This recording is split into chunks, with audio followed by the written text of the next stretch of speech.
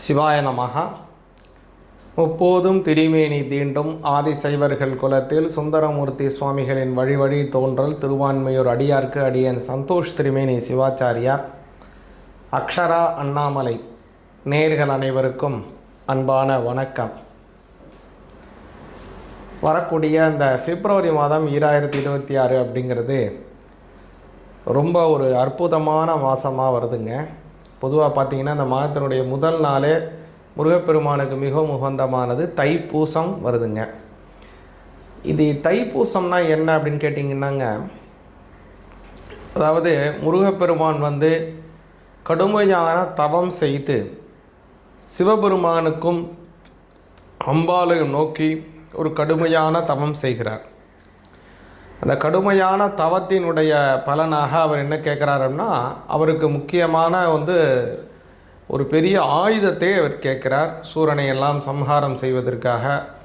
அப்போ தான் பராசக்தி அன்னை அவனுக்கு தனக்கு தன்னுடைய சக்திக்கு நிகரான அந்த சக்தியாயுதம் அப்படின்னு சொல்லக்கூடிய வேல் வழங்குகிறாங்க. அந்த வேல் வழங்கக்கூடிய அந்த அற்புதமான நாள் அப்படிங்கிறது தான் தைப்பூசம் அப்படின்னு சொல்லக்கூடிய ஒரு அற்புதமான நாள்.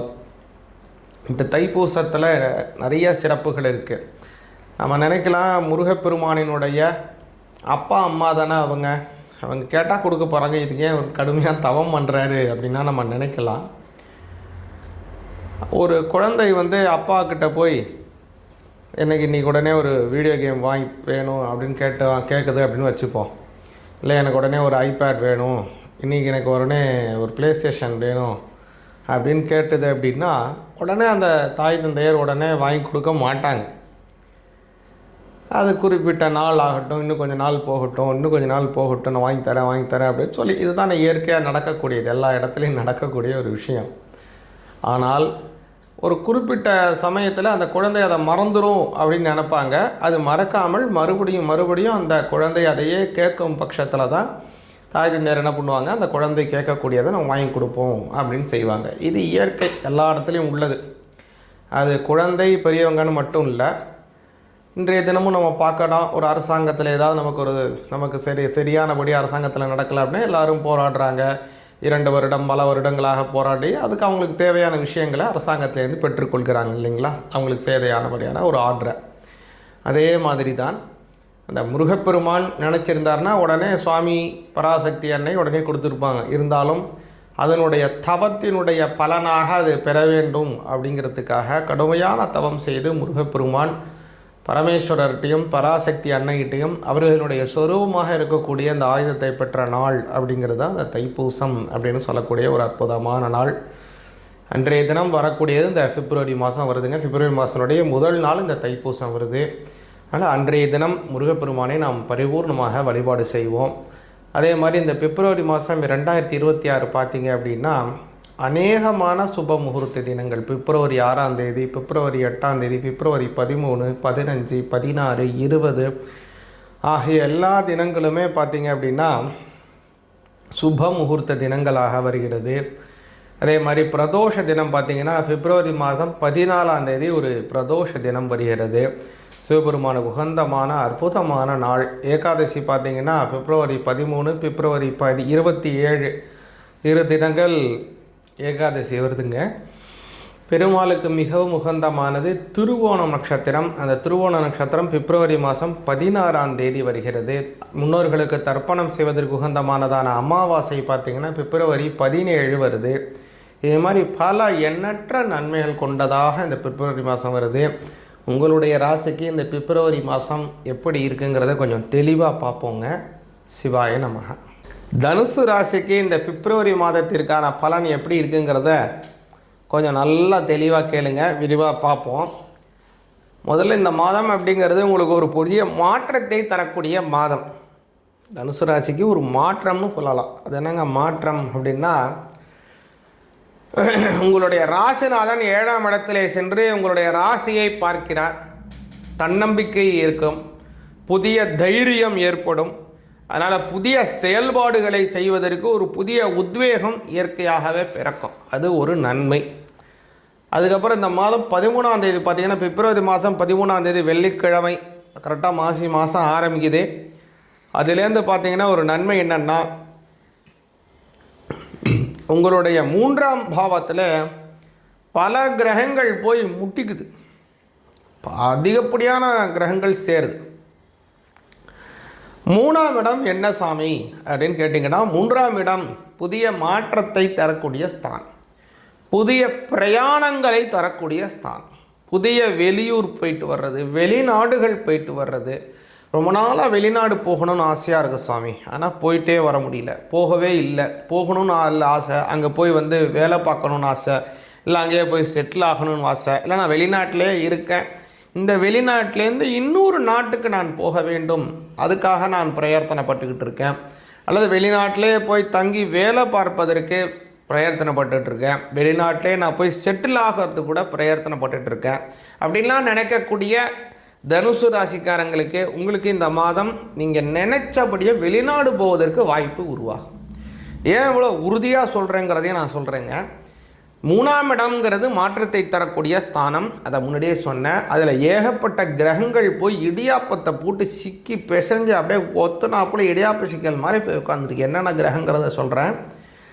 முதல்ல சூரிய பகவான் 13ஆம் தேதி, அடுத்தது பார்த்திங்கன்னா ராகு பகவான் இருக்கார், சனி பகவான் இருக்கார், சுக்கிர பகவான் இருக்கார், புத பகவான் இருக்கார். போராக்குறைக்கு 20ஆம் தேதிக்கு மேலே செவ்வாய் பகவானும் அதில் போய் ஜாயின்ட் ஆகிடுறாரு. எவ்வளவு கிரகங்கள் பாருங்கள், இவ்வளவு கிரகங்களும் சேர்ந்து அந்த 3ஆம் பாவத்தில் பூணிச்சதுனால புதிய மாற்றங்கள் நிச்சயமாக உங்களுக்கு உண்டு. அதே மாதிரி சகோதரர்கள் மூலமாக உங்களுக்கு நன்மை உண்டு. சகோதரர்களாக இருக்கலாம் அல்லது சகோதரிகளாக கூட இருக்கலாம்.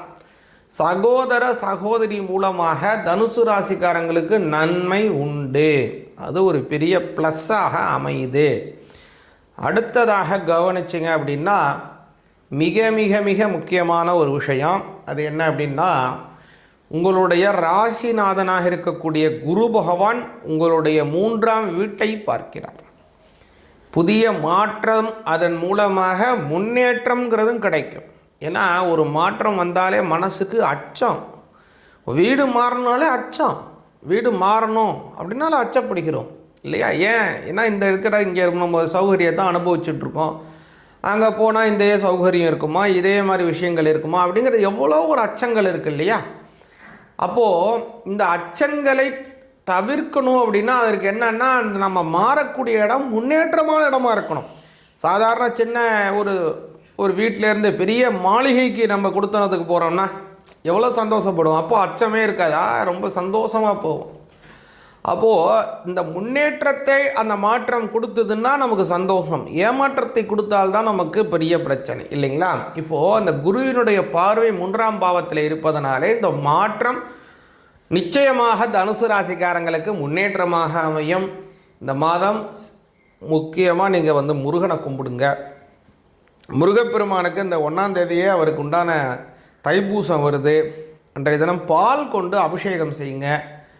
வேல் மாறல் அற்புதமான மந்திரம், அதை வந்து அண்டர் எஸ்டிமேட் பண்ணவே பண்ணாதீங்க. அதை நீங்கள் பாராயணம் செஞ்சதுனாலே கைமேல பல நன்மைகள் உங்களுக்கு கிடைக்குங்கிறது உறுதி. அதை பாராயணம் செஞ்சுவாங்க. குடும்பத்திலே நல்ல சுபிக்ஷகம், நல்ல மாற்றம், குடும்பத்திலே நல்ல முன்னேற்றம், வம்ச அபிவிருத்திகள் போன்ற எண்ணற்ற நன்மைகள் கிடைக்கும். சிவாய நமக. சிவாய நமக. நம்ம பார்க்கக்கூடிய அந்த அக்ஷரா அண்ணாமலை சேனல் அப்படிங்கிறது நம்ம அற்புதமான ஒரு யூடியூப் சேனல். பல ஆன்மீக தகவல்களை உங்களுக்கு தரக்கூடியதான ஒரு சேனல். இந்த சேனலை பின்தொடருங்க. முக்கியமாக இதில் போடக்கூடிய இந்த ஆன்மீக தகவல்கள் உங்களுக்கு உடனே வருவதையும் உங்களால் உறுதி செய்து கொள்ள முடியும். அது மட்டும் இல்லை, ஒவ்வொரு மாதத்தினுடைய பயிற்சி பலன்கள், அதுபோக வரக்கூடியதான இந்த வாக்கிய முறைப்படியான சனி பயிற்சி பலன்கள் எல்லாமே இதில் போட போகிறோங்க. அதனால் இதை நீங்கள் உடனே பார்த்து இறைவனுடைய அனுகிரகத்தை பெற்றுவீங்க. நாம் பார்க்கக்கூடிய அடியன் சொல்லக்கூடியது எல்லாமே வந்து வாக்கிய முறைப்படியான கணனம். அதனால் கோவிலில் செய்யக்கூடியது, அதே மாதிரி வந்து நவக்கிரகங்களுக்கு இருக்கக்கூடிய கோயில், திருக்கடையூரில் இருக்கக்கூடிய அந்த சஷ்டிபத்து பூர்த்தியெல்லாம் செய்யக்கூடியதான திருக்கடையூர் கோவில், அது மாதிரி பல தமிழகத்தில் இருக்கக்கூடிய அனைத்து கோவில்களிலும் முக்கால்வாசி பார்த்திங்க அப்படின்னா வாக்கிய முறைப்படி தான் நம்ம வந்து எழுதுகிறாங்க. அவங்களுடைய கோவில் அனுஷ்டானத்தை வாக்கிய முறைப்படி பஞ்சாங்கப்படி தான் கடைபிடிக்கிறாங்க. அதனால் நாமும் வாக்கிய முறைப்படியே முடிஞ்ச அளவுக்கு கடைபிடித்தோம்னா நமக்கும் நன்மைகள் அதிகமாக கிடைக்கும். குடும்பத்திலே நல்ல சுபிக்ஷமம் ஏற்படும். அனைவருக்கும் இந்த பிப்ரவரி மாதம் அவங்களுடைய குலதெய்வம் இஷ்ட தெய்வத்தினுடைய ஆசீர்வாதம் பரிபூர்ணமாக கிடைக்கணும்னு இந்த சமயத்தில் பிரார்த்தனை செய்து கொள்கிறோம். தனம் தானியம் பசும் பகுபுத்திர லாபம் சதசம்பத்சரம் தீர்க்கமாயு. சிவாய நமக.